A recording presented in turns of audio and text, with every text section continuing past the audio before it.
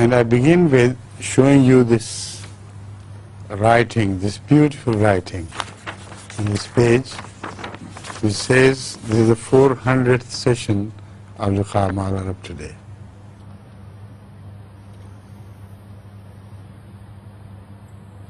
Bring it closer, no, instead of me. This is it. Yes.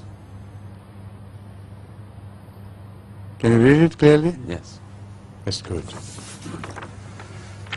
Now the questions, please. Question. So this is month Muharram. That's right. When martyrdom of Hazrat Imam Hussein took place. What lesson Muslim can draw from this happening? The one important lesson the Muslims should draw from this great tragedy is that they should not overemphasize this sacrifice so that it outshadows the sacrifices of Hazrat Rasulullah sallallahu alaihi wasallam himself. Those sacrifices cannot be compared with. So by highlighting this event overmuch, the impression is created as if this was the only period in Islam when the sacrifices, great sacrifices began to be offered for the cause of truth. The sacrifices offered by Hazrat sallallahu alaihi wasallam himself while he was alone were greater in number, in quality, in importance for the survival of truth. So that is one thing which I know many Shias or even Sunnis will not like, but I must speak the truth, and this is the truth. Number two, this tragedy is a blemish on the character of the Muslim Ummah, who showed such disfavor to the kith and kin of the greatest of their benefactors. So in this aspect, the tragedy has to be highlighted. What happened to the people of Islam who were blinded to what they owed to Muhammad sallallahu alaihi wasallam, and because of him to his progeny?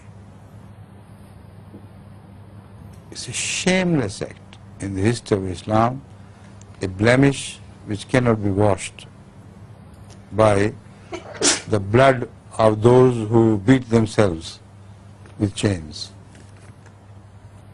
This cannot be wiped out. So the lesson they should learn in Muharram is that they should be more respectful to the tradition, to the life of Muhammad sallallahu alaihi wasallam as a benefactor, and try to imitate his life instead of imitating the lives of those who transgressed against his traditions.